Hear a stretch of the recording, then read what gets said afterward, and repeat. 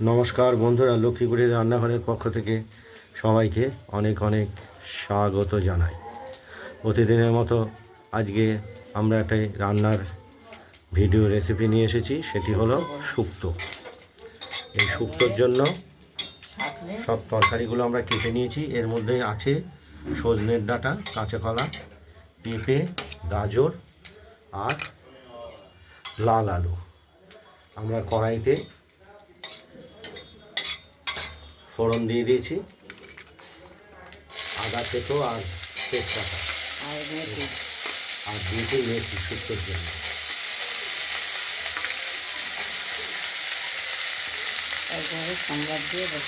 ওই তরকারিগুলো আমরা দিয়ে দিলাম, আর দেওয়া হয়েছে উচ্ছে।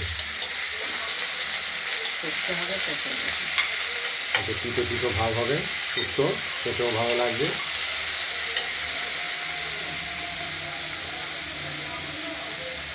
আমরা এইখানে আদাকে এইভাবে থেতো করে নিয়েছি, কিছুটা থেতো করা আদা দিয়েছি ওই ফোড়নের সঙ্গে।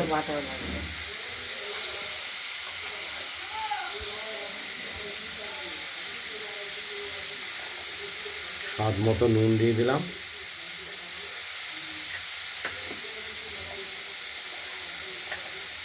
আর দেব পরিমাণ মতো সামান্য হলুদ।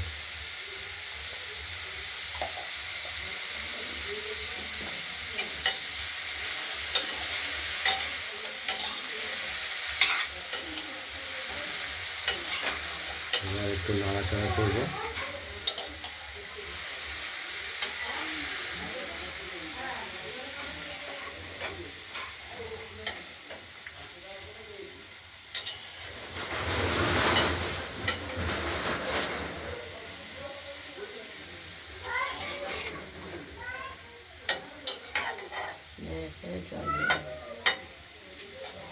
ভাজা ভাজা হয়ে গেল।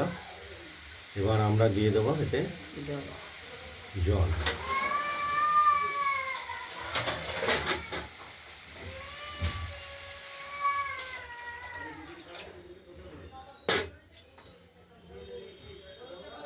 এই ঢাকনাটা দিয়ে লাগাচ্ছে ওকে শনিবার। এবার জল দিয়ে দিলাম, এবার ঢেকে আমরা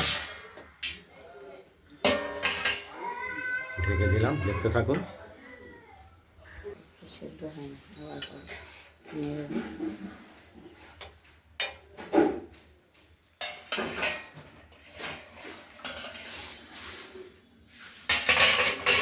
শুক্তোটা আমরা একবার নেড়ে দিলাম, দিয়ে ঢাকা দিয়ে দিলাম, আবার ঢাকা দেব খুলে নাড়াচাড়া দিয়ে।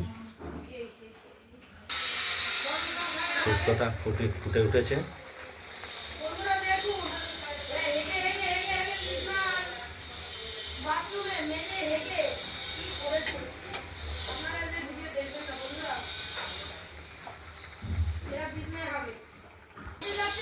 হ্যাঁ হ্যাঁ তোর মতো। শুক্তোটা অনেকটাই তৈরি হয়ে এসেছে,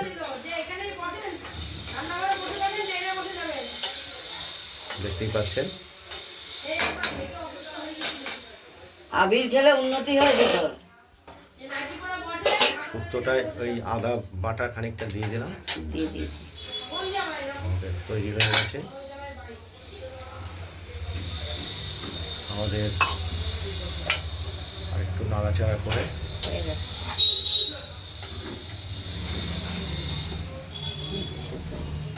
সব কিছু সেদ্ধ হয়ে গেছে, দেখতেই পাচ্ছি।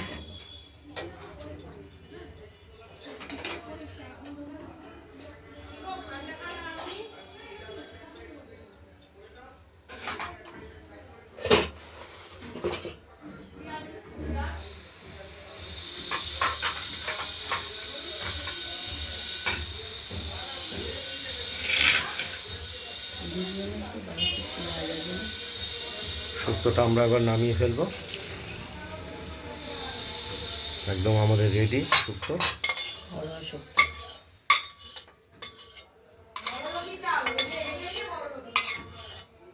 এই শুক্তো খেলে শরীর পেটটা অনেকটাই ভালো থাকবে।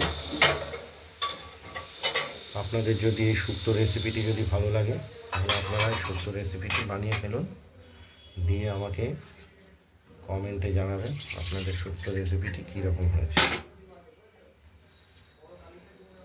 রান্নার ভিডিওটি ভালো লাগলে লাইক করবেন সুস্থ থাকবেন, টাটা। আর শেয়ার করবেন। আর আমাদের রান্নাবান্নাটা ভালো লাগলে আমাদের লক্ষ্মী কুটিরের রান্নাঘরের চ্যানেলটাকে সাবস্ক্রাইব করে রাখবেন। আজ এই পর্যন্তই। না, ওই যে মাছ হবে, মাছ। এর পরের ভিডিওতে ওই শোল মাছ একবেলার মতো হবে, তা আমরা দেখাবো দ্বিতীয় ভিডিওতে। ফুটানি আমি মারি।